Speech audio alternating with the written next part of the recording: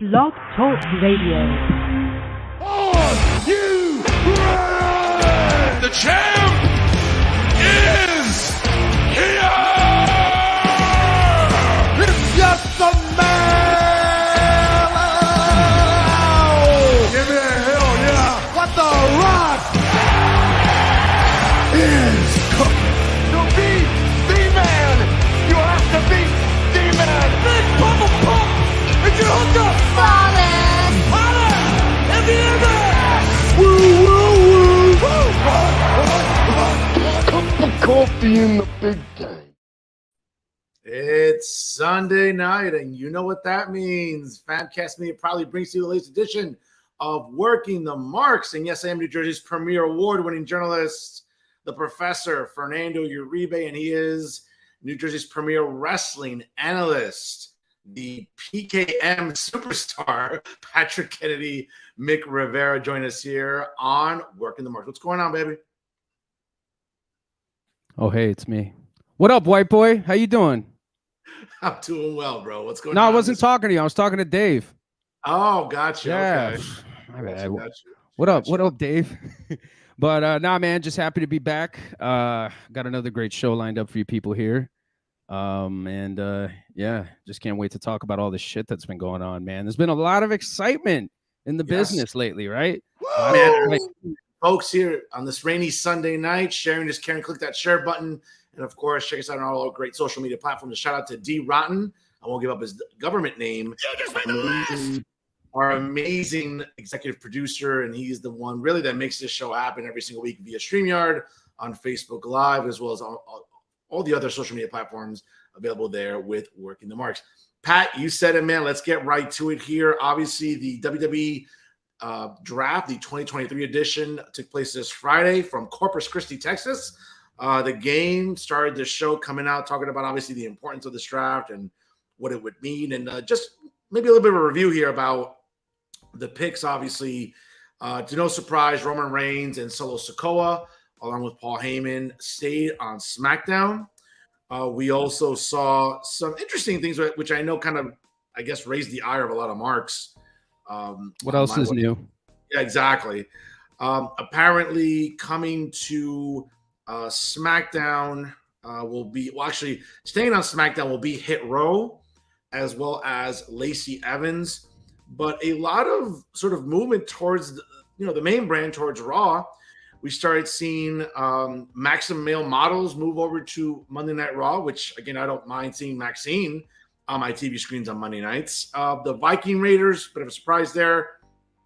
A reminder that Vince McMahon is not running creative for WWE because the three-time divorcee Zoe Starks moved from NXT to Monday Night Raw. Again, if you look at her, either she's a girl from downtown in Tunnelly Avenue, in downtown North Bergen, or probably down the shore at Asbury Park.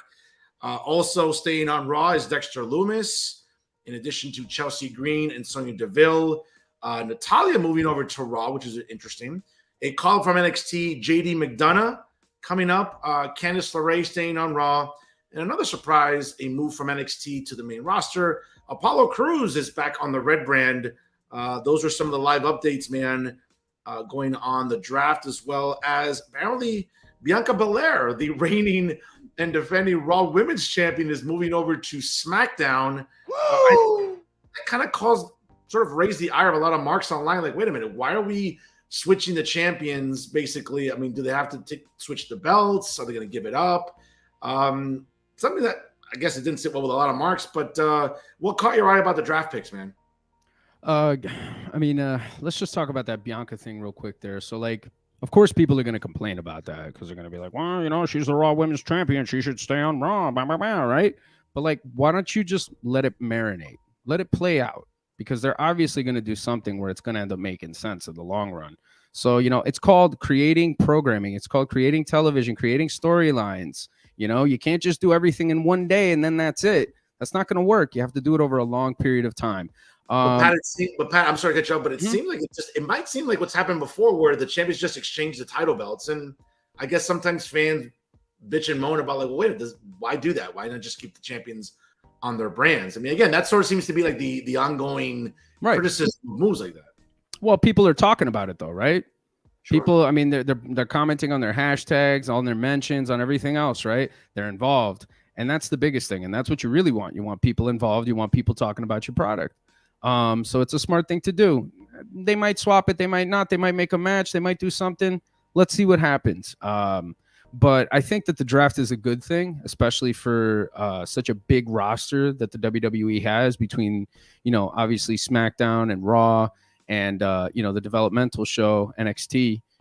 It's really good to see some of those people that were down there that were really busting their humps, having good matches, making a good impression, having a good attitude, getting a chance to be able to do their thing on the main roster. So I'm excited for it. I look forward to it. Ultimately, I think both shows are going to be really, really good. Obviously, you kind of want to think that SmackDown will be the better show because Roman's there. But let's see where they go. I'm pretty excited about it. Obviously, speaking of Roman Reigns, one of the big news items this week, and I know we can thank our illustrious pro wrestling, the best pro wrestling analyst we know around, again, PKM. What's interesting? I mean, I know you sent this through, in full disclosure, folks, a shout out to Billy Body, obviously, who we get a lot of our wrestling news from. But, Pat, I know you said something over this week, apparently what was on a paywall, or at least some news that was being provided. I'm just going to share this with our audience who are not familiar. Apparently about ongoing heat that's existing right now between Roman Reigns, not necessarily between him and Vince McMahon, but obviously involving him and Vince McMahon collectively. Billy Body reporting this week that Vince McMahon was the biggest advocate for Roman Reigns to remain as the undisputed WWE Universal Champion following WrestleMania 39. As previously reported, again, via Billy Body, and again, you have to correct me. You have to sort of fill in the blanks for me, man, in terms of like the specific website that he uses for this. It escapes me now, but it was being reported that Roman Reigns was set to drop his title to The Rock, which was subsequently been cashed in on by the Money in the Bank winner, which would have been Cody Rhodes. Again, there was a lot of hoopla, folks, going around in January, February that Money in the Bank would stop being a PLE and resume back to being an attraction at WrestleMania. That idea was scratched, apparently, with the notion that Dwayne Johnson was not going to appear at WrestleMania to face his cousin, Roman Reigns. So obviously the alternative was going to be Cody winning the Rumble and subsequently challenging Roman. Subsequently, this would have given Roman his promised 4-month break from WWE television. When The Rock was swapped out for Cody, many believed, including Triple H, that the plan would remain in place for Roman to drop his belt and to take the extended vacation that was promised to him. And while the belts would eventually be split up, however, Vince McMahon was not ready to pull the trigger on any of the title run for Roman Reigns.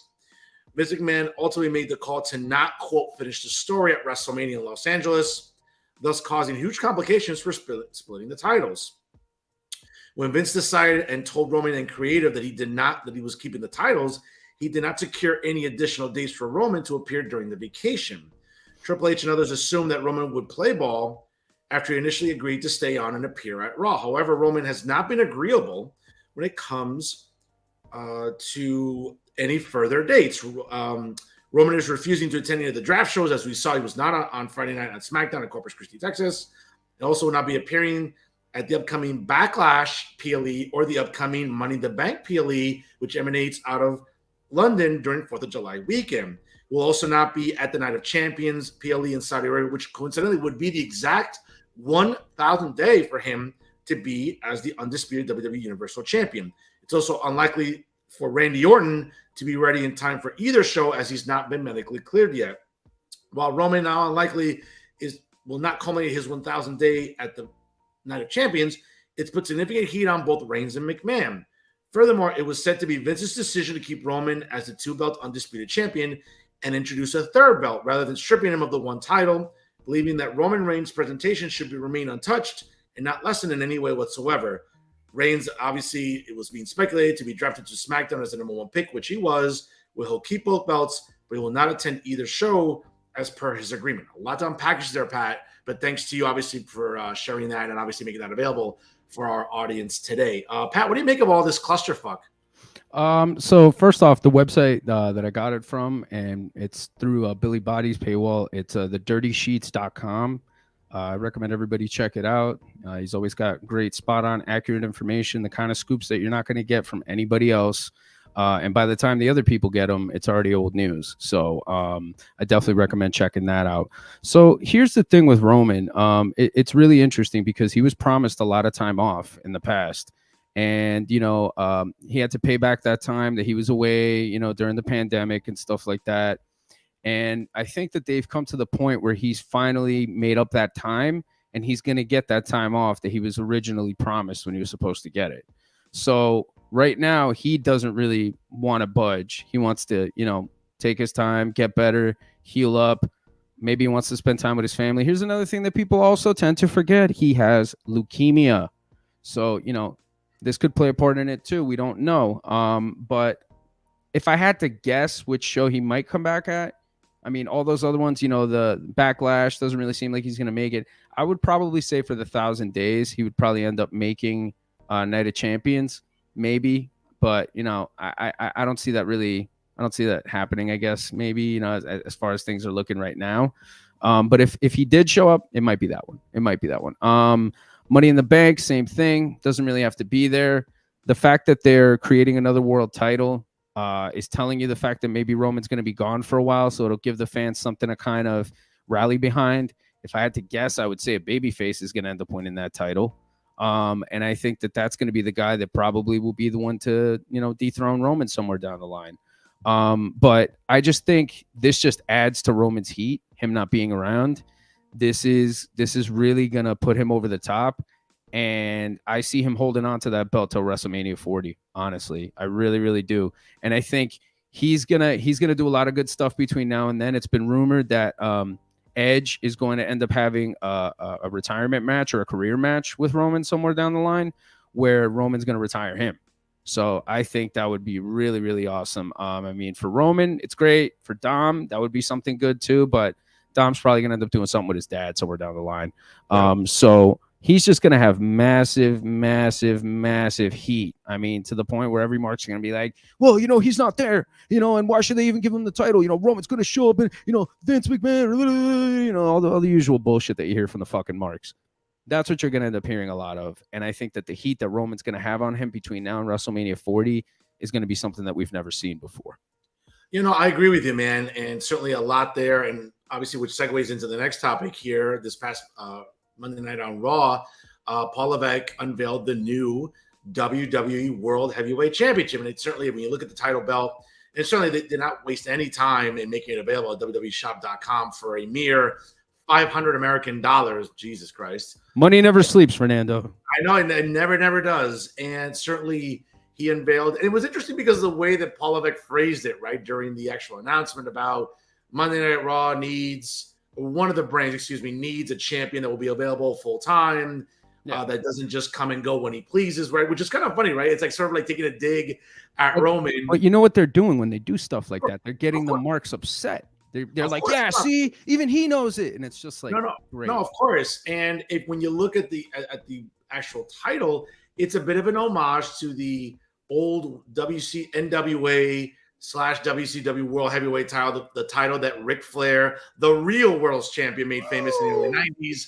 And Goldberg, and the legendary Goldberg. Goldberg made it really, really famous. Yeah. And a whole bunch of other guys held that title. Bret the Hitman Hart. Goldberg, though, especially. I mean, Goldberg was just drawing great ratings, filling up stadiums, Chris Benoit. Chris Benoit.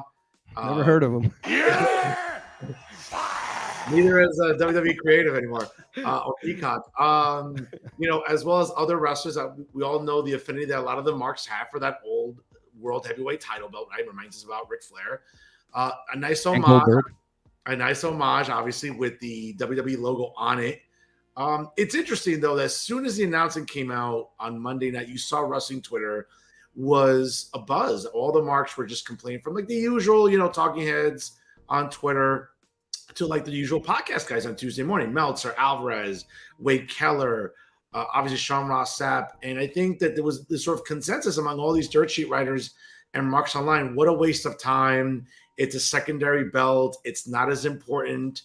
It's kind of just the bronze medal, the compensation, or the participation trophy, for just being there on Raw. And I just think it's funny that the title got so many people worked up. Where, let's be honest, it seems, and to your point, obviously it's being reported now that between now and next year in the dump of these United States, Philadelphia, Pennsylvania, the site of WrestleMania 40, is supposed to be a rematch of Cody Rhodes versus Roman Reigns, where I guess maybe the idea is for Cody to finish the story in Philadelphia, right? The home, the birthplace of liberty, the birthplace of our freedoms, right? Independence. And ECW. NECW, the birthplace, Independence Hall, where the Constitution was written, everything that's the American persona of Cody Rhodes, right? So, okay, but between now and then, man, that's a long time to keep that Cody Rhodes babyface run where, bro, we run the risk of a little Cody fatigue. And I think that's not something that can't go unnoticed either. You think? Do you think that, honestly? Like, you really I don't think think the fans... so.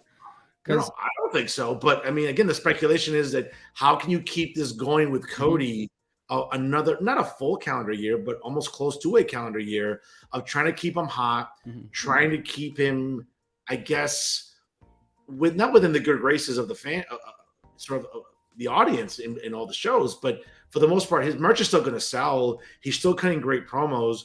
But what do you do, obviously, with him and Lesnar coming up this Saturday at Backlash? What do you do after that? I mean, who knows how that's going to get booked? You would think maybe Cody wins that match, but hey, something can always happen last minute.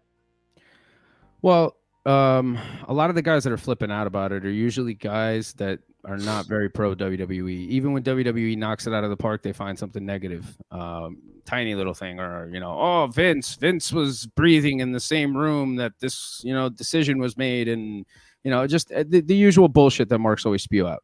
The funny thing to me is like, weren't these people all crying out for another world championship? Didn't they want to see the title split? Didn't they want there to be two world champions? But they wanted the world champions. They wanted it the way they wanted it. They want the title split. It's not enough to compensate their fandom. They wanted it the way they want it. Right. Well, I mean, why should Roman have to lose or get a title taken away from him that he never got pinned for? You know what I'm saying? Like, it makes no sense to me to take the title off of Roman when he's never been pinned. Nobody's beat him for those titles, let alone one. So that right there, I mean, come on. But I mean, Marks are going to complain. These guys, the usual suspects, they're all going to have something bad to say about it. Cornette, he's not going to like it, because I don't know, it's not something they would have done in the territories. And Brian Last isn't going to like it because it's WWE and he hates all things WWE. I mean, all these people have some sort of an agenda. So I think it's up to you as a viewer to decide whether it's good or not based on the kind of matches that you get, the kind of stories that you get, and whether it really resonates with you. You know what I mean? But like this bullshit, it's always going to keep going. And these people are never going to be happy no matter what. And all these aforementioned journalists, they're all going to have their anti-WWE agenda because, we know who they like. I mean, I'm a journalist. I hate being grouped in with those guys masquerading as journalists. I don't know. I take offense whenever I hear those people being referred to as journalists when I'm a journalist. I'm saying that's just me, But I have my credentials to prove that. I mean, I can't say the same for them, but I had to sneak that in there. So, I know. You couldn't help it. I couldn't help it. Of course not. Moving on to some other interesting chatter, Pat, that is really getting the Marks riled up here. A top AEW star was responding to criticism of a new T-shirt that hit the market. Now, in the April 19th episode of Dynamite, which didn't rate very well based on traffic, and I'm shocked. I know, right? More on that later. Of AEW Dynamite, Dr. Britt Baker, DMD, was the victim of an attack from the Outcasts, not to be confused with that great band from Georgia, of Saraya, Tony Storm, and Ruby Soho, which was orchestrated by Chris Jericho in their attack of Adam Cole, being handcuffed to the ropes while it all unfolded. After the show, Baker shared an image of her black eye from a segment on Twitter, which the Outcasts later turned into a T-shirt that they wore on AEW television. Apparently now All Elite Wrestling has released a shirt on shopaew.com, which Baker then advertised, coincidentally, on her Twitter account. The shirt design has received a lot of backlash from fans for allegedly promoting domestic violence, as the shirt simply features a photo of Britt with a black eye and nothing else. Baker responded to the fan who disapproved of the design, stating, quote, on Twitter, "Supports domestic violence? How? I got a black eye in the ring, question mark. My enemies put a pic on a shirt to troll me and I outsmarted them.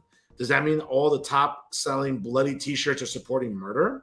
If a male wrestler had a shirt with a black eye, who would you be this pissed?" Baker also cited previous shirts that were released by AEW, such as her original role model t-shirt, which featured her bloody face from the Lights Out match against Thunder Rosa. Obviously, all that is available on AEW, shopaew.com.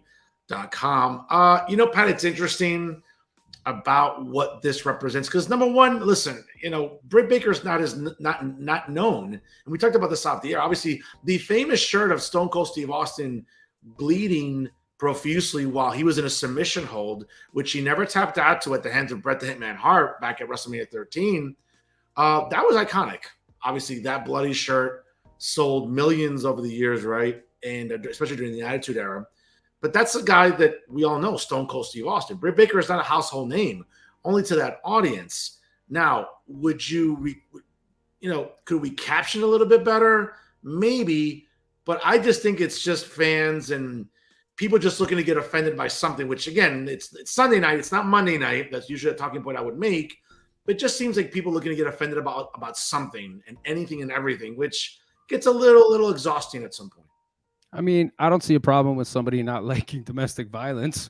I think it's all right to be against domestic violence. Of course. But I mean, imagine you're a person who doesn't watch wrestling, right? And the only wrestling is WWE, right? That's what you've grown up with. You remember WCW somewhat, or maybe ECW. You remember the Attitude Era, essentially. But WWE's been the standard. And you might not watch it, but you'll know a bunch of wrestlers from it, right? So here comes somebody at a bar that you're hanging out with, and they're wearing a t-shirt with a girl with a black eye. You're going to look at that and you're going to wonder, what's this about? Is this his girlfriend? Did he beat her up? What the fuck's going on here? So I can understand why people who don't know AEW, and we know that there's a lot of people out there that don't know AEW, there's numbers to back that up, why they would be bothered by it, or why they might be like, what the hell is this? You know what I mean? I can kind of see where that would come from. As far as it goes with, modern day marks that might not like that, or they might be against. I mean, listen, bro, you wouldn't have lasted 2 seconds in ECW. All right. You wouldn't have made the Attitude Era. You wouldn't have been able to hang in any of that if that's what's going to bother you. And look, it's fine. People can be bothered all they want. You can voice your opinions. Hell, we're a couple of schmoes right now voicing our opinions. You know what I'm saying? That's okay. But I just think it's more of the nonsense with AEW that's just going to blow over. Honestly, I don't think Britt Baker should have answered at all. I don't think she should have said anything. I think she should have just let fans go on and on and on and on and on. You're above that. You're a wrestler. You shouldn't be paying attention to what marks are saying. You know what I'm saying? So that's a whole other thing for another time. But it seems like it's a lot to do about nothing. No, I agree with you. But what's interesting though is, again, this is where Tony Khan and I think the entire brain trust, and I use that term loosely, within AEW as a structure, as a company, should be encouraging their wrestlers. Don't address you said it perfectly. Don't address a mark online. Just let the shirt sell. People are gonna wear it. It creates what I would argue a sympathetic tone towards Britt Baker right now. I mean, really, it's her and the AEW Women's Champion Jamie Hayter, who are outnumbered by the Outcasts. Focus on that. The idea that you should be telling your talent, listen, don't address marks, don't give them any validity, don't give them even a breath of air to breathe, because what happens is once you answer a mark, it emboldens them. It's you can just screenshot it, retweet. Oh, look, Britt Baker answered me. And a lot of these marks on these neckbeards, right, that get triggered by anything when it comes to pro wrestling or feel the need to object to something. Okay, what Britt wrote was correct, but she shouldn't have verbalized it. Again, the idea of Stone Cold Steve Austin and his face bleeding profusely at the hands of Bret the Hitman Hart, was that advocating the Faces of Death, those famous DVDs from the 90s, and murder and heinous violence? No, it was part of an angle. And to your point, like you said perfectly, was the idea that people know who Stone Cold Steve Austin is. So it's not difficult to have to articulate or justify what it means. If you don't know Britt Baker from your local, I don't know, barista at Starbucks, because she looks like a typical, let's say, barista, you know, you're not going to know. And you walk in somewhere into any venue whatsoever, and you wear that T-shirt, I mean, it's going to draw some eyes on you. Hey, what's that mean? And then when you have to explain it to someone, which again, as pro wrestling fans, I think we've always had those awkward moments where like, oh, what's that shirt mean that you're wearing? Macho Man or the Man or DX or whatever. I mean, take your pick, bro. We don't have enough fingers and toes to name T-shirts that we've bought and worn in public where someone stares at us and say, what does that mean? Like, who is that? Or what are you wearing? And you almost feel like anger. Like, what do you mean? Like, how do you not know who fill in the blank is? Or how do you not know what fill in the blank this is? It's, again, I just think it's a bad look for Tony Khan again to tell his talent, hey, don't address the marks. Don't acknowledge them. Because if you do, all you're going to do is just, again, you're going to pour gasoline on a fire that doesn't need more. Not only that, but like no answer will ever suffice for them. You know what I mean? Nothing that's going to be said is ever going to be enough. So I just think that you're better off to just leave it alone. You're better off to just continue doing your thing and just forget about what these people are saying, because they're always going to have opinions anyway, and nothing is ever going to work. And their opinions change probably a lot more than they change their own underwear. So, you know, nothing is ever going to satisfy. But I just think, you know, to Fernando's point, you know, Tony Khan really has to make it a point to stop doing this himself and to also relay that message to the talent. You need to rephrase it. You mean God? Who? Because he's the greatest booker, you know, of the year. You know, it's God. Oh, well, maybe to some people. I don't know. Maybe people who were in a time capsule and they woke up. I don't know. Maybe people lost in space. I don't know who. I mean, it's just a lot of the same old shit with them. I think it speaks to how amateur the mentality still is there, how indie the mentality still is there. Because look, for an indie wrestler to go after a mark online, that's pretty normal. That's pretty normal. You see that quite often. But for somebody who is on a nationally syndicated television show, even if they're not drawing the best ratings, you should still present yourself as a star. You know, I'm sure there's a lot of people that have a lot of negative things to say about Charlotte Flair, Becky Lynch, Bayley, all these other women. They don't engage. They don't engage. And if they do it in a way where it's gimmicky and it's interesting and it enhances their character, you know, but they're not going to argue with every single mark about stuff because they know what they are. They're stars and they don't need to do that.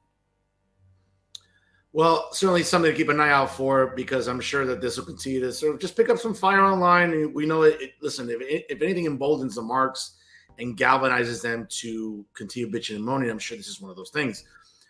Some Impact news, which I know we don't share too often on the show, being the resident Impact aficionado here on the program, folks. Apparently, CM Punk seems to be making his rounds at tapings at different companies around the country. And coincidentally, Impact Wrestling did their tapings this past weekend in the Windy City of Chicago. And according to various sources, as they were taping Spring Slugfest in Chicago with Impact Wrestling at the Cicero Stadium, which is, you know, a small venue, but that's what Impact can fill at this time. And they do a good job of doing that.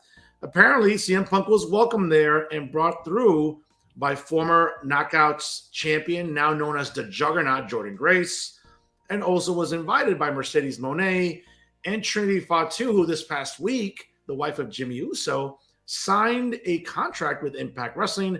Details are not known at this time about the length of the contract, but Trinity Fatu was to premiere this weekend in Chicago during the Impact tapings.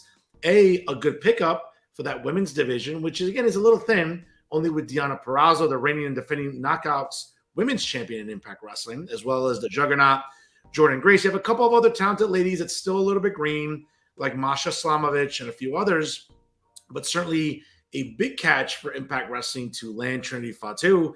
But again, it just seems like CM Punk is making the rounds and either taking photos with talent backstage or being spotted. Seems like a clean-shaven look. Seems to shave most of the hair off of his head, growing a little bit of a beard, wearing his Blackhawks. He's a big hockey fan, obviously. Wearing his Blackhawks cap to the tapings. What do you make of this, bro? I think he's just hanging out. He misses pro wrestling. He misses the business. He misses being around it. I can tell you personally, being in a ring, and anybody who's ever been in a ring, whether as a manager, a ref, a wrestler, especially a wrestler, once you get in there, you get in front of a crowd. It doesn't matter if it's 10, 15, 25, 25,000, 85,000. The rush that you feel when you are out there is unbelievable. It is greater than any drug, any drink, anything you can find out there. Maybe even better than sex. I know it's hard to believe for some people out there, but Jesus Christ. I'm telling you, man, when a guy like Ric Flair feels the need to still have to come back in some type of capacity, be in front of a crowd, you got Hulk Hogan, who's been trying to have a match for forever, and the poor guy's falling apart. All these people, they're all falling apart, all these old timers. But if you gave them a chance to get back in there and do it again, they would love to. They would love to because of that feeling that you get out there. And I think Punk being away from the business as long as he was made him miss that feeling. He lost, the loving feeling. And I think once he came back and he felt that again, he just wanted more and more and more of it. And I think being on the bench for as long as he's been since Brawl Out happened has only intensified that desire to want to be around wrestling again. So I look forward to see where his journeys take him next. Certainly. And just a little bit of FYI for our audience, Trinity Fatu did appear on Friday night during the tapings. That she was there for one reason, and that was to challenge for the Impact Knockouts Women's World Championship. She was later interrupted during the segment by Knockouts champion Deonna Purrazzo and subsequently Jordynne Grace. She will be making her in-ring debut against Killing King, and obviously that will air this Thursday, May the 4th on AXS TV. Please check your local cable providers or streaming services to where you can catch AXS TV, obviously, and catch Impact Wrestling live every Thursday from 8 p.m. Eastern Time until 10 p.m. Eastern Time. I do watch it religiously. So don't laugh. Listen, 20 years in counting and they're still around. I doubt Tony Khan will be able to say that in 2 decades. So at least, you know what? Say what you want about Impact. They're still around. So. I got respect for Impact, man. They've been doing their thing. They adapted. They're still around. They're still a place for people to get paid. And Scott D'Amore is a smart wrestling guy. The people that they have working there are smart wrestling people. So they have a little bit of everything, I think, for everybody there. And that's a good mix. So I think Trinity is going to do good there. I think she's going to be able to help elevate some of the talent. I would love to see her in Japan at some point with Sasha or Mercedes. I think that would be pretty cool too. And again, folks, for all the sort of not the heat, but the ridicule I get as an Impact fan, say what you want, folks. Impact was the only company after the fall of WCW that said, you know what, let's try to take it to WWE in 2010. And they did. That first Monday, January the 4th, 2010, when Bret the Hitman Hart returned after a long hiatus to face Vince McMahon and Shawn Michaels, Hulk Hogan debuted that Monday night also on Impact Wrestling. They tried it for a few months. It didn't work, but you know what? Good for them. They took their poker chips in the middle of the table and they tried, which is more than I can say for Tony Khan, because we both know, folks, and everyone at home watching, Tony Khan is never going to take Dynamite and move it to Monday nights. He just won't. He just knows that it'll be a bloodbath of almost maybe like a Michael Myers, Jason Voorhees, and Jigsaw all compiled together. That's what's going to happen. But again, let's give our flowers to Impact. 21 years now in counting that they're still going. They're working smaller venues. Their TV production is still pretty good, Pat. No, I mean the TV production is good. The quality is good. I'm never going to deny that. But they're not what they once were. Sure. They're always going to be the team that pushed Vince McMahon after WCW. I mean, they're always going to be the company that did that. And you got to give them credit for that. I know that 2 million at one point. 2 million, man. 2010 to 2011, 2012, they were averaging about 2 million viewers. So Tony Khan isn't averaging that, and he's not going to anytime soon.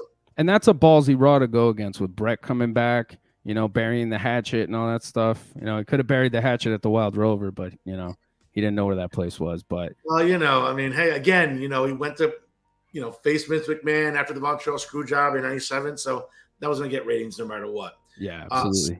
Speaking of ratings, let's get to them now here. Starting off with Raw, Pat. I was a little disappointed on this because I thought that, and even though it was a slight bump from the week before, I thought with sort of the buzz going around, possibly a championship, maybe the draft, that it would have been a little bit higher. Yeah, you had some NBA playoff games, some hockey games as well. But by and large, a 1.82 this week compared to 1.815, 1.818. It peaked obviously the day after meeting, no surprise there, 2.26. I thought it would have been a little bit of a higher rating, 1 point again, especially with the aforementioned, but still a solid number on Monday Night Raw as always. Yeah, it just seems like, that's kind of like the range. That's like their little area that they kind of just hang out at. Obviously, it picks up a little bit depending upon who's on the show and stuff like that. I mean, we're probably going to see it pick up a little bit more. I think the closer we get to, the bigger shows and stuff like that. I'm expecting, tomorrow's Raw is probably going to get a decent number because now they have all those new guys that are on there and they're probably going to, get some feuds started. They have to finish the draft. They have to finish it tomorrow. Oh, they have to finish the draft. So after they finish the draft, then that talent can perform for that specific brand.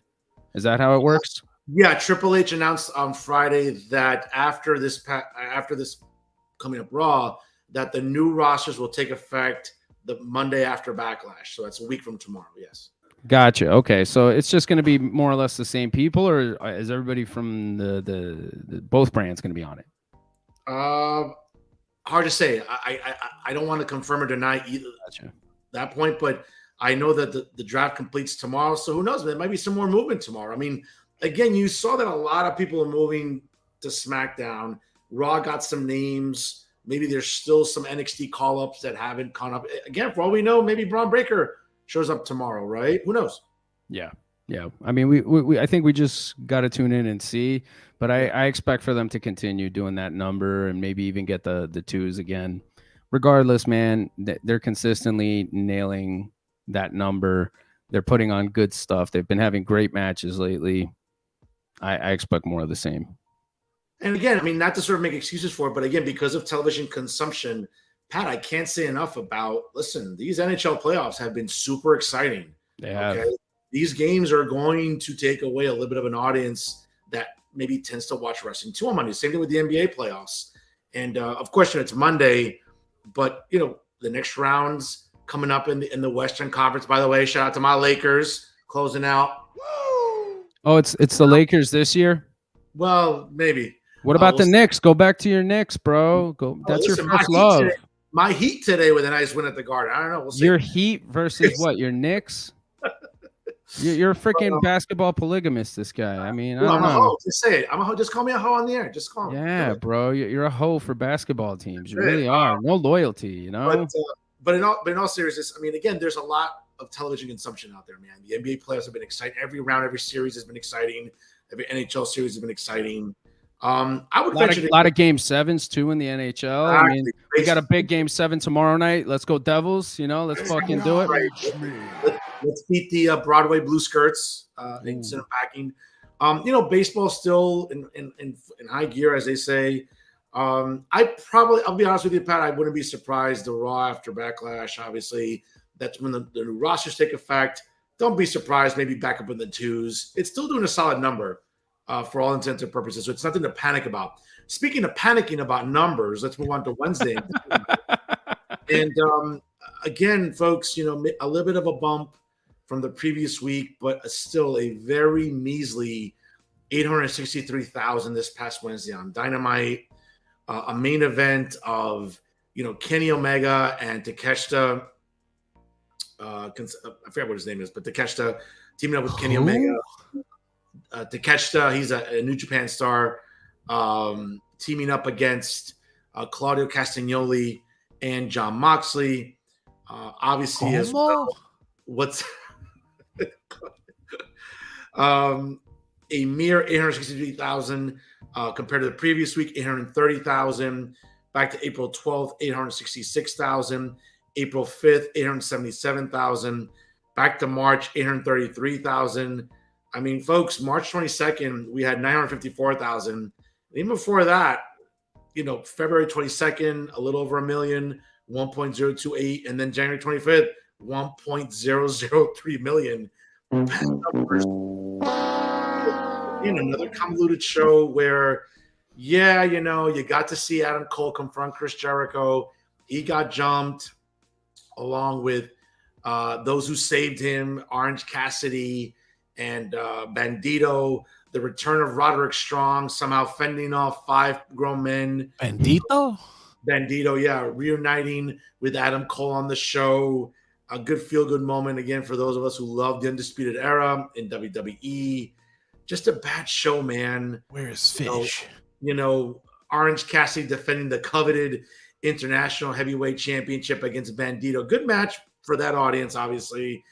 Just, bro, another bad rating. And it's mind-boggling to me that whoever's watching this thinks that they're going to fill up an NBA/NHL/NCAA arena in Las Vegas at the T-Mobile Arena for Double or Nothing Memorial Day weekend, the same night as NXT Battleground, the same weekend as, I believe, Night of Champions in Saudi Arabia the night before, the night before Under Siege on Friday, the Impact pay-per-view. A good weekend of wrestling. Again, Pat, it drives me crazy to see marks and friends of mine that will ostracize me and just smear me and say, what are you doing? Why are you so down AEW? Because the numbers say it. This is a niche product. Look at how bad this number is. It's atrocious. Yeah, but you know what? It was a stacked card. It was. Okay? That's what they're all going to say. It was a stacked card. What a stacked card. I mean, I don't even watch it anymore. I'll peek in every now and again at the. You rely on me for the results. I rely on you. I rely on you because I can't watch it. It does nothing for me. You know what I'm saying? And I try to watch it to see the good guys that are in there, the talented guys that are in there. And even then, it still gets a little frustrating to watch. But it just seems like this is gonna keep being the trend. This is their level right now. Whether CM Punk comes back or not remains to be seen. If he comes back, is that going to help it? One would assume so, right? They'd probably get back in that million range, right? But I mean, even then, I think the rumor is that he's going to a Saturday show. So that's not going to really do anything for Dynamite. I don't know, man. I just think that they're spitballing a bunch of ideas. They're trying to see what sticks and then kind of go from there. Well, it's funny. I mean, I'll let you finish. I'm sorry. But Sure. Speaking of spitballing ideas, I mean, that pretty much was the essence of this past Wednesday, right? We were having the finals of the Pillars tournament, really with 3 people. And obviously, Sammy Guevara faced Darby Allin. They recreated the Eddie Guerrero, Rey Mysterio type of thing where MJF would come down to ringside, throw the skateboard at Darby. He would catch it. Guevara would act as if he got smacked in the face. He's laying there playing the injured card to the referee who was distracted by Ty Conti and her beautiful Brazilian ass and, on the apron, and subsequently disqualifying Darby Allin. Thus, Sammy Guevara would face MJF for the AEW World Heavyweight title in Las Vegas for Double or Nothing. And then subsequently, Tony Schiavone stands up and says, as per Tony Khan, which boggles my mind, if you're good enough to go make an announcement about the return of the Owen Hart Memorial Tournament Invitational Cup Championship in May or later on in May, why can't you just come onto the stage and say, hey, no, guess what? You're not going to get away with this. We're going to make a tag match, which is set for next week. It's going to be Jungle Boy and Darby Allin teaming up against Sammy Guevara and MJF. And if Darby Allin and Jungle Boy Jack Perry win, then they get added to the match, thus making it a fatal 4-way, which is what we thought was going to be to begin with. But this entire clusterfuck and this entire long, dragged-out storytelling, I guess, which AEW fans like, this could have been done a lot more succinctly and a lot more compactly instead of this sort of just throwing shit on the wall thinking, this will make sense eventually. I don't get it sometimes with the booking. Bro, he so made special announcements. Special announcements played the fuck out. Oh, absolutely. Yeah, totally. Well, yeah, they've kind of lost their importance. And Again, man, I feel like a broken record. It's a lot of the structure. It's a lot of the structure that's the problem there. And I think he's Pat, trying to play serious Pat, company now. Pat, Yes. I think when Paul does it, I think Paul when Paul Levesque does, Triple H is going to be. Have you noticed he's been on? Oh, he's trolling him. He's trolling him. I think he's totally trolling him. Yeah. That's all it is. Yeah. Which is that's very Triple H. That's a very Triple H thing to do, you know. And you know, it's like, even though he's got a suit on, he can't wrestle no more. He shaved his head. He's still saying "suck it" to motherfuckers. You know what I'm saying? He's still crotch chopping, and he's still showing up. You know, knocking at the door at WCW. But I just can't, dude. I just can't. I can't get into it. There's nothing compelling. There's nothing interesting. The only thing that might make me peek in again is probably to see when CM Punk comes back, and just to see what they do with him and where they take it. Because even though I think it's kind of cooled the buzz, you know that it's going to get attention, and you know that whatever they choose to do with him, people are going to check out. I just hope that they don't botch it again. I really, really hope that they don't botch it again. We'll see. I mean, there's no indication that they won't, because again, the presentation skills at AEW are lackluster. As someone that grades for a living, I would have to say that it's still like a D when it comes to presentation. And I think the way that they're going about bringing people back. I mean, again, listen, I was watching Dynamite on Wednesday with my cousin Daniel. By the way, shout out to him, big fan of the show. You know, we're looking at Adam Cole getting beat down by the Jericho Appreciation Society, along with Orange Cassidy and Bandito. And all of a sudden, we see the music turn up, music we don't recognize. We're seeing the stage go pitch black, and we're like, okay, well, who is this? We don't recognize this music. Not that AEW music is like easily distinguishable to begin with, but we're like, and we looked at each other when we see Roderick Strong run down the aisle, okay, beat down everybody, and then okay, they hug and they embrace, and oh my God, Roderick Strong and Adam Cole reunited. They're gonna take on the Jericho Appreciation Society, and I'm like, what? Like, Roderick Strong left NXT for this? Yeah. Like, very anticlimactic, you know. It really, really is. It almost seems like going to, like, I don't know, like being in Hoboken at 2:45 when last call, and you're waiting for the season. Oh, which is that one chick I can hit on maybe to take home right before, you know, last call or right before the doors close. It's really, really anticlimactic.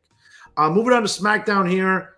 Another good number once again, a little over 2.2, and not a surprise. Obviously, there was going to be a lot of eyes because of the draft, and obviously we all knew that was coming.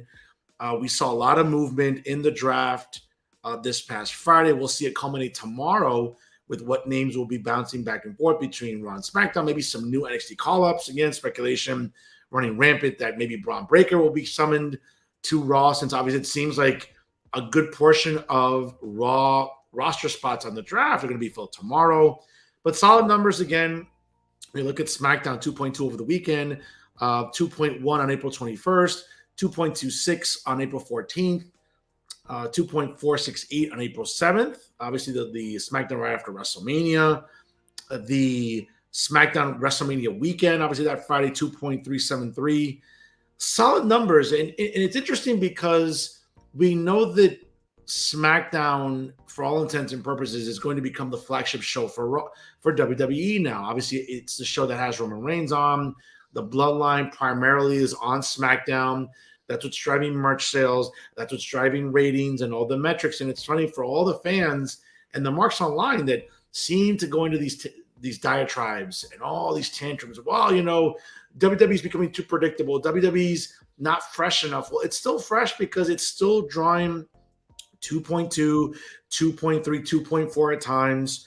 And I think just looking at the numbers for this year, only a couple of times did it crack at 2.5-ish. That was right, I think, in January. Actually, the night before the Royal Rumble. No surprise there. One of the more premier PLEs. You know, SmackDown continues to be in the 2 ranges. It might crack 2.5 again this weekend, the night before Backlash, since both SmackDown will be live and the next day it'll be live in San Juan, Puerto Rico. Folks, hide your valuables when you go to the arena. Obviously, lock your car doors when you park outside. You just made the list. El Coliseo there in downtown San Juan. I'm sure it'll be another good number, Pat. Yeah, absolutely, man. I mean, they continue to be the best wrestling program out there. I don't think anything's going to change even after the draft. So it's just more of the same for them, and they just keep delivering. It's like the polar opposite from Dynamite. You know what I mean? Like, and you know, granted, yeah, the talent's there, but I mean, this all goes back to the foundation of AEW, man. I mean, the fact that they didn't want to use any of their stars in a way that they should have used their stars, because they didn't want to be like TNA, because they didn't want to be like WCW, because they didn't want to do X, Y, and Z. Bro, if you have stars, if you have people that people know, why are you not going to put them in the main event? Why are you not going to build big programs around them?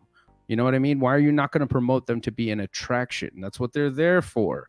Instead, no, we're going to use them to put over this young guy that nobody gives 3 drops of piss about. Kind of fucking logic is that, you know? Well, speaking about not giving 3 drops of piss, here just announced for Wednesday. Get ready. I'm glad you're sitting and I'm glad you're vaping, because coming up on Wednesday will be the 3 de Mayo Trios Battle Royale. It'll be a battle royale of trios, going at it on 3 de Mayo. In addition to the rest of the stacked card on Wednesday, Ricky Starks will take on Juice Robinson.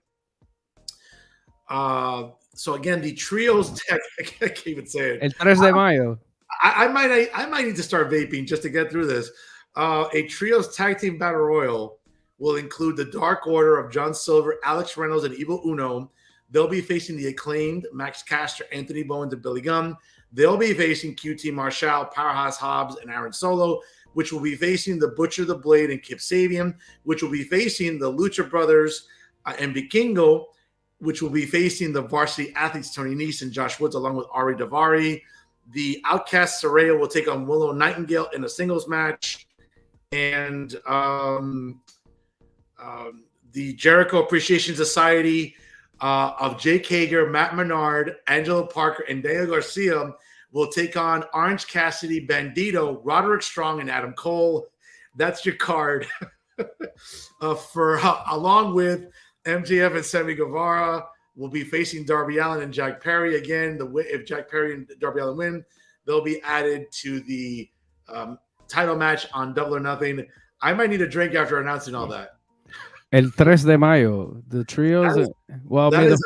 That is a stack card, bro. But may the 4th be with them, you know, and you know, hopefully they'll enjoy Cinco de Mayo too, the day after. They might need to drink on Cinco de Mayo. Yeah. I mean, that's a lot. That's a lot. That is a lot to process right now. But hey, man, whatever. And mind you, I said it all without even ingesting Adderall or cocaine, which is, you know, that's what Excalibur does on Wednesday. Where he's like that's what he does.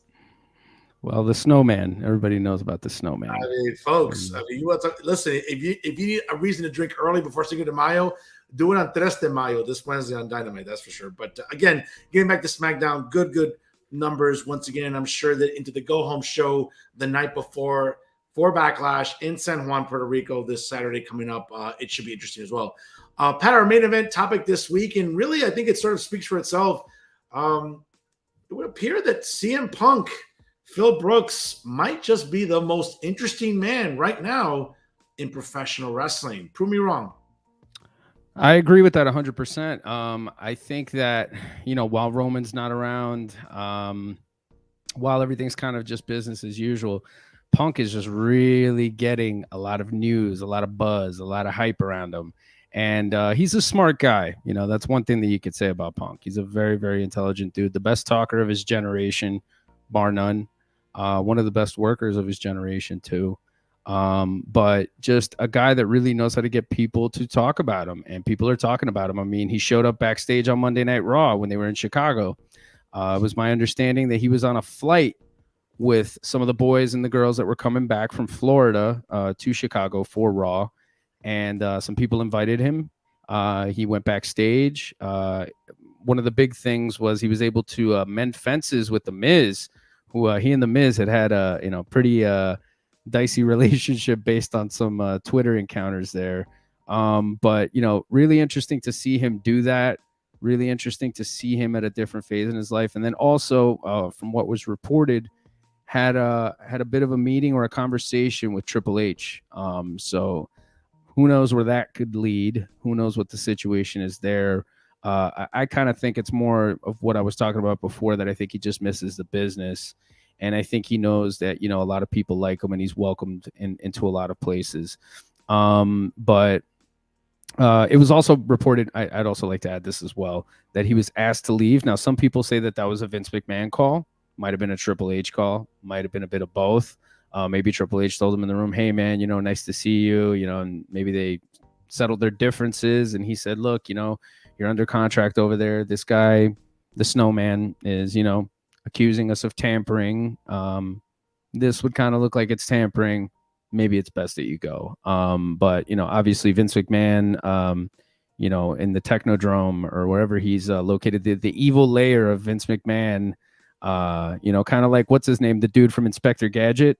Where, it's funny you mentioned that, Dr. Claw. I mean, Dr. Claw, yeah. Like, it's almost like people think, and again, going back to sort of like this ongoing paranoia or conspiracy that Vince is still calling creative, right? And by the way, folks, if you saw the SmackDown on Friday and then you saw Saturday morning, sort of like the additional call-ups, like there's no way you can sell me or Pat on the reality that Vince McMahon is controlling creative when Zoe Starks gets elevated from NXT to Raw. Okay, right. There's no way. Or Apollo Crews, Apollo Crews, or that Bronson Reed is challenging for the coveted United States Heavyweight Championship Saturday night in Puerto Rico during Backlash. So if you still think that Vince is, again, and I think that Pat, we talked about this off the air, I think we were sort of envisioning every crazy scenario. It's almost like people think that Paul's in creative, they're with Bruce Pritchard and William Regal and whoever else, and there's like a red phone. If you all remember Commissioner Gordon during the 1960s Adam West Batman series, like there's a red phone there with a flasher. And whenever Vince doesn't like something from the lair, right, with like, the cat that he's like scratching, like, in Blofeld, right? If you remember the original 007 movies, right? The mastermind for the Spectre criminal organization. He's like, or Dr. Evil there. He's there with his little kitty cat scratching his head. And he's there, or Dr. Claw and he picks up the phone and he's like, Paul, I don't like this. And like whenever Paul is there in creative and he sees that phone flashing, oh shit, folks, everyone, put your phones on silent.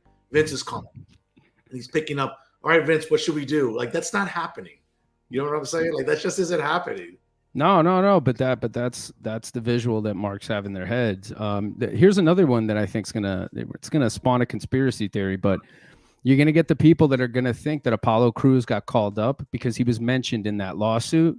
That the lawsuit that came up recently from the ex-writer, the ex-employee, where they were, saying that apparently there was some sort of racist storylines proposed and all this other stuff. And I mean, look, for as long as we've been watching wrestling, a lot of the characters have been stereotypes. It's just what they are. You know what I mean? It's what people connect with. Hello. I mean, think about it during the Attitude Era, right? Like the Disciples of Apocalypse, a bunch of white guys in a motorcycle gang. Yeah. Los Boricuas.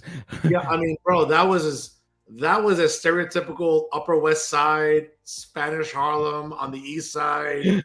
Bro, that was the Jersey City Puerto Rican Day Parade and the New York City Bowl into one. Right? The Nation of Domination. You know what I'm saying? The Black Power Brothers.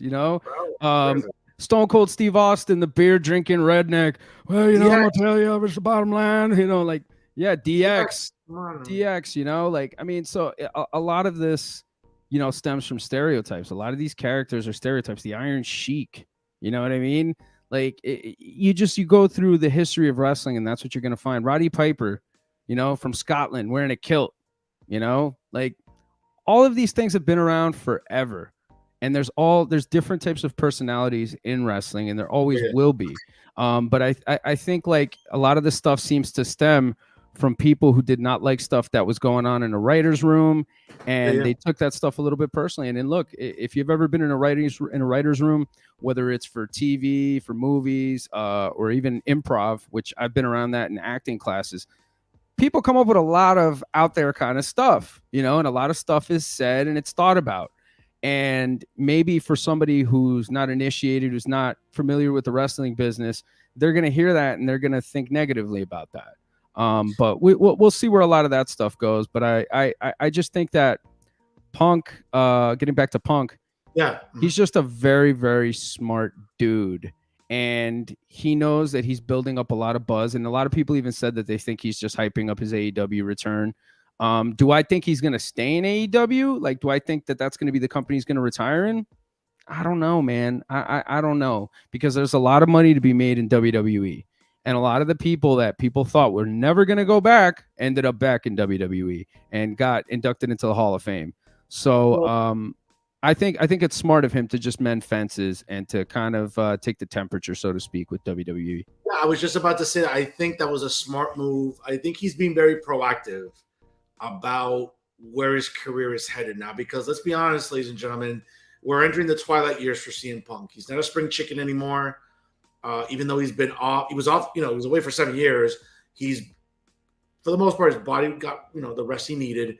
And he's been out since September, right? He's been either healing, was it a torn pectoral muscle or a torn tricep? I'm not sure. Torn tricep. Torn tricep. It needed surgery. That's not something you heal from in 2 or 3 weeks, okay? Right. You sort of do its due diligence, right? Medically, go through PT, physical therapy, etc. And I think he probably is looking at, as you said, about taking the temperature. How does Paul Levesque vis-a-vis also Vince McMahon feel? Hey, listen, I know this is what I'm making in AEW. What are the chances of coming back here? Obviously, the idea about mending a fence. And I think we've learned, right? You just said it right now. Vince McMahon / Paul Levesque are very, amenable to fixing, sort of settling old grudges, being intermediaries in trying to settle past heat, right? Didn't we hear that all the years that Bruno Sammartino was bashing Vince McMahon and WWF / WWE because his product, it was too racy, it was too adult-oriented, whatever. What did Paul Levesque do?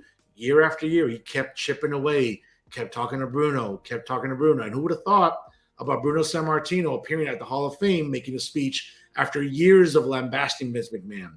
To your point about the Ultimate Warrior, Jim Hellwig, who would have thought what happened in 1991 at SummerSlam, that he would ever come back and be in the good races? He came back in 96. He burned that bridge. He came back, mended fences with Vince McMahon.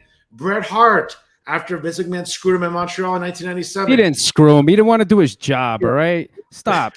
Fake news, Uribe. Fake news, Fernando. Who would have thought in 2010 that he would be back on Monday Night Raw? Who would have thought that Hulk Hogan, after everything that happened with the steroid trials in 1993, after everything else, that he'd be back on WWE television? I mean, again, Vince McMahon and Paul Levesque have shown themselves that if it's good for business, they'll swallow their pride, because at the end of the day, they want to see more zeros at the end of that spreadsheet. You know what I'm saying? When they look at that product sheet and they look at revenues grossed, merch, gate, metrics, how many views, maybe new subscriptions to Peacock, right? Where you're watching a PLE and having to endure 55 ads during a live show. If you're a fucking cheapskate. Well, I bet you this Saturday, folks, write it down. Here's a Charles Barkley guarantee. You'll see at least 25 ads during a live fucking show. That's how. So what? They're still gonna watch. If you don't like it, don't watch. Upgrade your subscription. Come on, man. What's that? You upgrade your subscription then, or stop watching. One or the other, man. But what's gonna happen. Give me your user password. What? No, I got a lot of expenses. No, password sharing is illegal. I have 2 living human expenses running around here. Okay, I have 2 of them. All right, and I still managed to pay the extra $5. Well, so I don't get the ads. Well, again, you seem to be very good with money, as am I. But I don't know. I'm sort of prioritizing my spending and other things. Maybe don't buy so many books. All right, maybe a little less on the cowboy stuff. I mean, maybe those action figures back there. I know a really great guy that gave them to you, but maybe a little bit less. What's that? They're worth a lot of money. They are worth a lot of money. To the 5 fans that like FTR. I'm not going to sell it to compensate my Peacock subscription. I'm not going to do that. I won't. I refuse to. Well, maybe don't go out so much. All right, stop buying all the drinks for these hussies. These harlots. Listen, I'm a local celebrity. I'm a local celebrity. I have to be out and about. Marky's a local celebrity too. You just made the list. Well, I mean, he's in a different circle. He's in his part of there's a little difference between him and I in the sense of what's that? I would say so. I can't with this. I totally walked into that. I swear to God, I can't. Well, can't. I saw him recently. He had messed up his hand. He had broken his hand or something to that effect. But he was explaining to me that he had a ton of micro fractures all over his hand. I mean, it's awful, man. Wishing him all the best. Wishing you all the best, Mark. Well, absolutely. But getting back to the point of like Paul and Vince are going to do what's best for business. I think you're absolutely correct. Phil Brooks went back there, take a temperature. Hey, listen, when my deal's up, how amenable are you? Are you receptive to having me come back? And I'll be very honest with you. The idea of a CM Punk return to WWE, I think would do great gate, whether it's against Roman Reigns or Seth Rollins or other personalities and other talent on both rosters, all three rosters, whatever. I think it remains to be seen. But, not a surprise, though, man, that he was there. And again, weren't the marks all up in hysteria? Oh, Vince, but to your point, legally, that's a smart business move by Vince. The last thing you need is the AEW chief legal officer saying, hey, why is one of our contracted talents backstage at a facility that's a WWE show?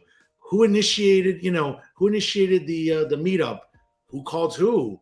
Who solicited a visit? You know what I'm saying? Like, these are all things I think you want to avoid from a legal perspective. Well, I mean, that's all been pretty normal in the business. I mean, we've seen, I'm going to go Dave Meltzer on this one. Uh-oh. There you go. Now I'm doing the Dave Meltzer. Can you do the Dave Meltzer voice? Well, I mean, CM Punk's a star. I mean, everybody knows it. I mean, he's gotten about 5-star ratings in my matches. Just didn't do a Canadian Destroyer, so I didn't give him the 6-star. But I mean, it's a smart move for him. It's a smart move for WWE to cover their ass, to just say, hey, Snowman is gonna think X, Y, and Z. This isn't a good look for any of us. Maybe what's the old saying that people say? It's not goodbye, it's see you later. And maybe he'll be back. But I agree with you, man. I think if he goes back to WWE, it would be huge. I mean, him and Roman, him and Cody, him and Rollins, him and Gunther. I mean, him and a lot of other people on that roster. It would be great stuff. His character work is fantastic. And, you think if you do him and Roman, I mean, him and Heyman going at it, that's going to be something interesting to see too. So, you know what? It almost seems funny that as soon as you start hearing these rumors about Punk maybe returning, it's like, oh, maybe, it's in Philadelphia, the birthplace of ECW, extreme, whatever, that like, hey, maybe that's a great way to get Punk back. But according to what research I did here, in 2021, I believe he signed a 3-year deal, which would mean that he still wouldn't be eligible to be a free agent until sometime in 24.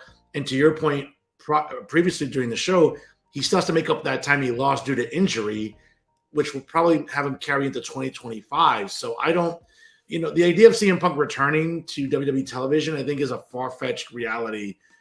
Because again, it doesn't seem to coincide with the way his contract is structured presently right now. Boo. Well, the only way I could see it happening is if there's like a buyout that's negotiated, something like that.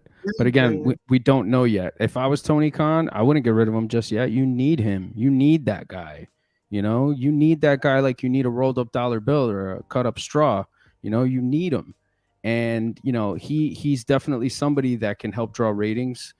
Could also help dudes like FTR, who aren't the biggest character guys, fantastic wrestlers. Why would he need a roll-up dollar? Why would Tony Khan need a roll-up dollar or a cut-up straw? I don't know. I'm missing the I'm sorry.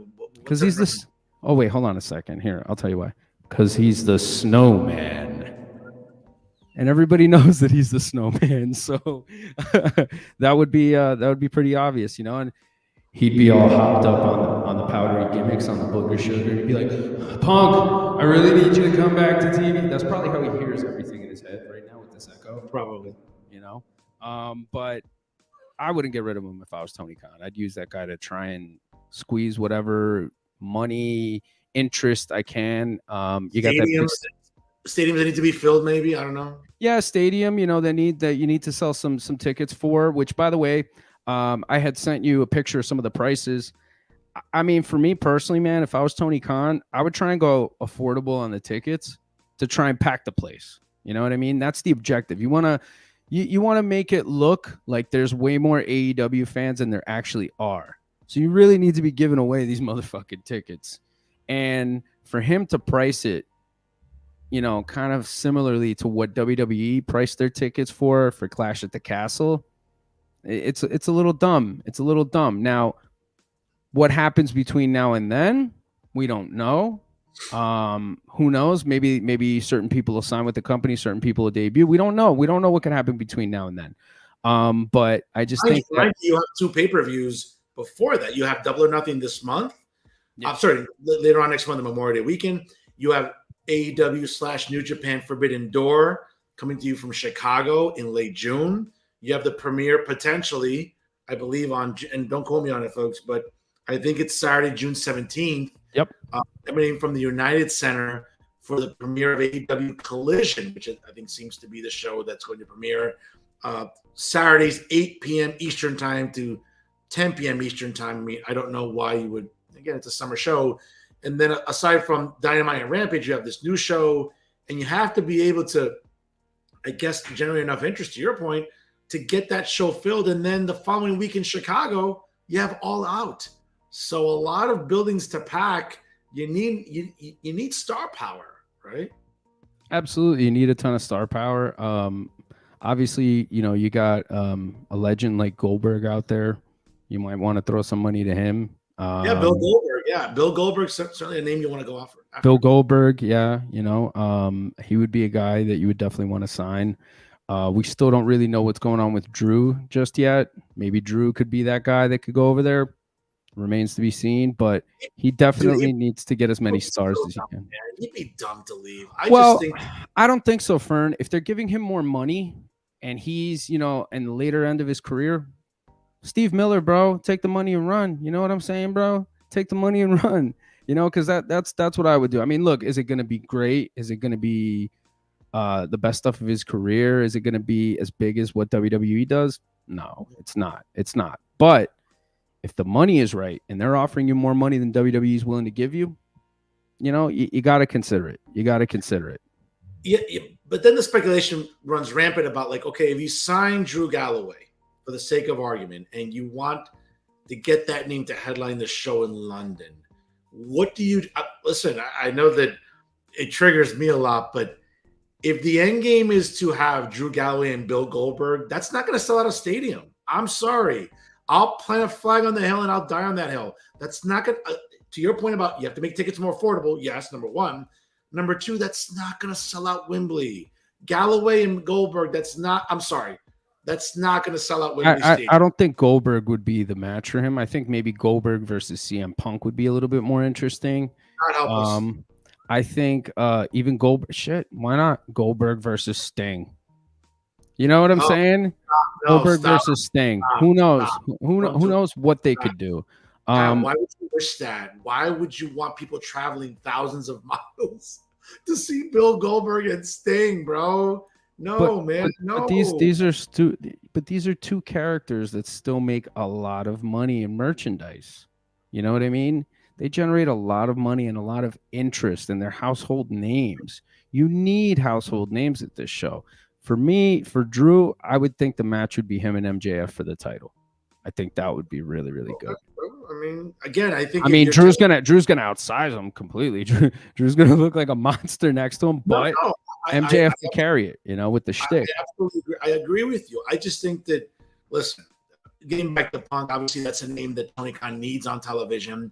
He needs a boost in these ratings. Again, we're talking about 800,000 for weeks now, if not months, and going into Double or Nothing and going into Forbidden Door and going into, again, you're thinking the way that certain storytelling is going on, you're probably going to have a Blood and Guts event at one of the Dynamites, or maybe at Double or Nothing. Who knows?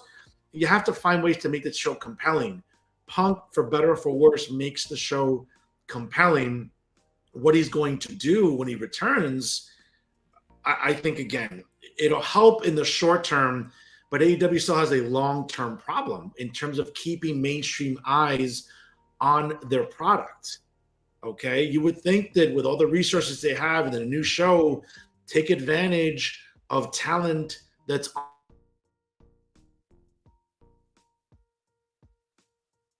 think we lost the professor there for a sec. But to his point, Tony Khan needs big stars there. He needs household names. He needs people that have a following, I think, again, given the fact that there's such a big indie presence in England, Germany, and in other parts of Europe, I think a lot of those fans are going to show up because of that. But again, you want to draw people to your product. You want to create new fans. You got to go with household names like Bill Goldberg. You got to go with, guys like Drew, who were just coming from WWE TV. Drew got drafted to Raw. Oh, he did? He's not going anywhere, dude. He got drafted to Raw. He did. Okay. Well, I didn't check the draft part. I think that's why he blacked all the stuff out because of the draft. Okay. Well, pardon the error here, folks. Drew McIntyre is not going anywhere. Tony can't afford him, bro. Well, but he could. He has money. I just think that it's up to Drew what works best for him at this point in his life. And he's in love with Sheamus, dude. That's his buddy. Yeah, of course. I mean, and they have great matches. So, hey, good for Drew. That's awesome that he's sticking around. It takes him off the table for Tony Khan, but I think he's just gonna make a big run at every time. Are you holding the mic for Heat? Yeah, okay. I am. Right. What kind of heat? I don't know. How this even generates heat? It's fucking beyond me. But there you go. But I just think he's gonna definitely try and go for a lot of legends. He's gonna try and go for a lot of indie guys that have a lot of buzz. European guys too. I'm sure he's gonna want to pack it with them. Get all their friends and their mom and dad and their fucking local preacher to come on down and check him out at Wembley Stadium. And I think that's one of the best ways to go. Profe, it's good to have you back. I'm sure you had technical difficulties over there. Man, the generator kicked back in at the Uribe compound. I don't know this rain, man. I don't know what's doing. I have no idea what's doing to Verizon Fios. Go wonder, I guess. But no, but Pat, I did catch what you were saying there, bro. It's really interesting about the weeks and months ahead. As you said before, there's some big names that are out there, some big fish to sign, and Tony Khan obviously isn't. Listen, there's no shortage of money, right? You signed Roderick Strong this week. You signed this person, that person. It seems like there's almost like an unlimited checkbook for Tony Khan and his father Shad when it comes to trying to get more eyes on this product. Well, here's another thing too that I think we could consider as well that he's probably going to do. He's going to have a lot of Premier League player presence there, which that's big. So. Because that's the biggest league in England. So he's probably gonna bring in a lot of Premier League players. He doesn't do that here in the States. I'm sorry to cut you off. He doesn't do that here in the States. He doesn't get mainstream people that are on TNT or TBS to come on. Like, yeah, okay, Jade Cargill and MJF go on Impractical Jokers in that show, but I mean, Tony Khan is not giving me the confidence that if he doesn't do it in North America to get sort of pop culture crossover there, suddenly he's going to do it in England. It's a bigger venue. I mean, he needs to fill it up. Over here they have some crossover stuff, but it's not really on the level of a WWE. That's Darby Allin was on Tony Hawk's podcast and he admitted he's a professional skateboarder. There you go. So look at that. But I mean, he's going to have to bring in a lot of big names to get people interested in this. He's going to have to use a lot of the indie guys there. And most importantly, he's going to need CM Punk because for better or worse, this guy has a huge cult-like following in the business. Fans love him. And to not have him there on a stadium show is just completely ridiculous. Completely ridiculous. No, I agree with you. And it's definitely something to keep an eye out for. Pat, before we call it a night here, on this day in pro wrestling history, the 30th of April in 1977 in Baltimore, Maryland, superstar Billy Graham defeated Bruno Sammartino to win the WWF World Heavyweight Championship to end Sammartino's second and final reign. Very historic one in itself. On this day in 1996, the Body Donnas, Skip and Zip, managed by Sonny, a.k.a. Tammy Sitch, retained the WWF Tag Team titles against the New Rockers, God help me, Mari Jannetty and Leif Cassidy at the Superstars of Wrestling tapings in Des Moines, Iowa. R.I.P. Chris Candido, real quick, man. One of the all-time greats in the business. This past week, as a matter of fact. This past week. Yeah. Yeah, New Jersey legend, man, wrestling legend, one of the best to ever do it. So shout out to the Cam man. Also on this day in 1998, Chris Benoit defeated Booker T for the WCW World Television Championship. This would be the first of 5 consecutive days in which the title changed hands in their famous best of 7. Also on this day in 2000 at Backlash, The Rock defeated Triple H to win his 4th WWF World title in the main event, obviously in Washington, D.C. with some assistance from Stone Cold Steve Austin. What? Also, that's right. Also in 2003 at a TNA event in Nashville, Amazing Red defeated Kid Cash to win the coveted X Division Championship. Also in 2006 at WWE Backlash, Vince McMahon and Shane McMahon defeated Shawn Michaels and his allotted tag team partner, God. The match was fought under no-holds-barred rules and obviously was a de facto handicap match for Shawn Michaels, obviously at the hands of the evil McMahons. And also on at WWE Payback on this day in 2017, Chris Jericho regained the U.S. Championship from Kevin Owens. As a result of the U.S. title win, Jericho was moved to SmackDown and subsequently would be off WWE television within a few months. And obviously also on this day, 2018, Seth Rollins retained the Intercontinental title against Finn Balor in the main event of Monday Night Raw from the historic Molson Center in Montreal, Quebec, Canada. All this great stuff, folks, happening on the 30th of April, on this day in pro wrestling history. Pat, before we call it a show, what you got for us?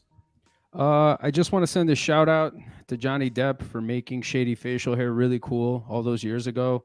And I'd also like to send a shout out to a more modern guy who's made shady facial hair really cool, Mr. Pedro Pascal. So thank you so much, guys, for keeping this thing somewhat attractive to some type of women. We definitely got a show coming up. The Child Actors, you want to check that out. Check out at WTFproduction.com, if I'm not mistaken, or at WTF production at Gmail. So, that's definitely something you want to check out. Come on down to the VFW. We're going to be there Cinco de Mayo. It's going to be the Child Actors, Eye Destroyer, Chaotician, and Locaine. I have a question. Is Mr. Uribe going to be in the building that night? I will make that might be a little too lowbrow for him. I don't know. I will make an appearance briefly. I do have some things coming up this weekend, as Mr. Rivera knows. Yeah.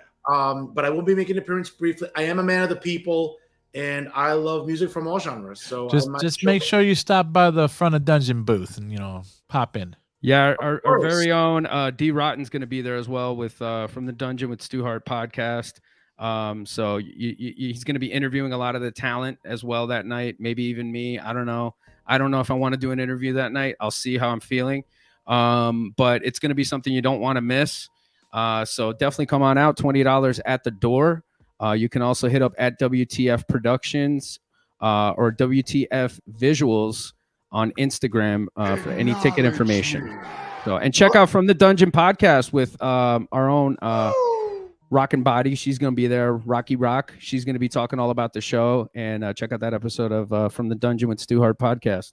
I'll dress accordingly because I know when I've gone in the past to some of Pat's shows, I showed up wearing a suit, and every guy in the bathroom was asking me if I had blow on me, which was really, really interesting. I'm gonna try to dress. It's true. It's 100% true. Yeah, they all thought I was a coke dealer when I walked into a bar in the Jersey Heights. So maybe the return of frat boy Fernando. I don't know. Maybe I don't know. Maybe the return of frat. I don't know. We'll see. I love that you developed the persona to wear a backwards hat and grow sideburns. It's fucking amazing. It's gold. Bro, it's a whole new persona. It's like drinking Blue Moons and like slobbering all over chicks at the bar. Like, oh my God, how are you? And then like doing like remember what Rick James would do? He would just like kiss someone, just wipe their tongue all over their face. Like that was pretty much that's Frat Boy Fernando. Yeah, I'm sure. I mean, I don't know what iteration of me that would be. I don't know. I've never been in a frat before, but I have fingered a chick in a Little Caesars. So wow, I can't. But God, Jesus Christ. But anyways, on that note, I bid you adieu. I gotta go.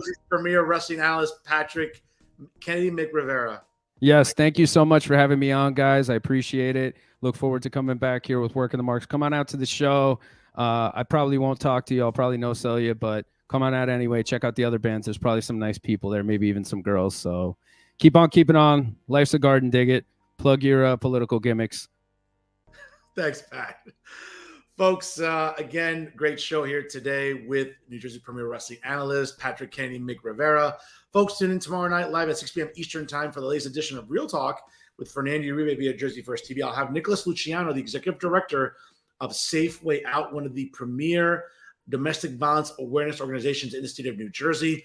As domestic violence continues to be a serious problem in the Garden State, folks, we'll talk about what the state legislature is doing to provide relief for women and men who continue to be victims of domestic violence at a very, very high rate. Statistics are still up, where it's still a serious societal problem, not just in New Jersey, but also nationally. We'll talk about domestic violence awareness and prevention, that and much more tomorrow night, folks, live at 6 p.m. Eastern time via Jersey First TV. Of course, folks, check out Working the Marks at our Facebook page, also via Famcast Media. Check us out on all of our social media platforms. Sharing is caring, and tune in every Sunday, folks, for the best breakdown of everything that's going on in professional wrestling and in sports entertainment.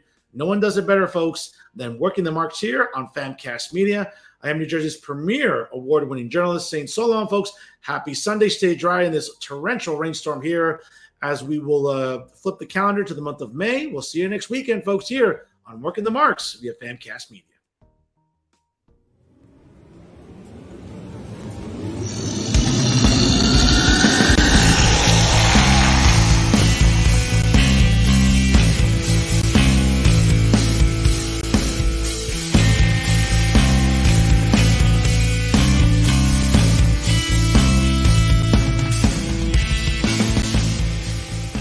Famcast Media.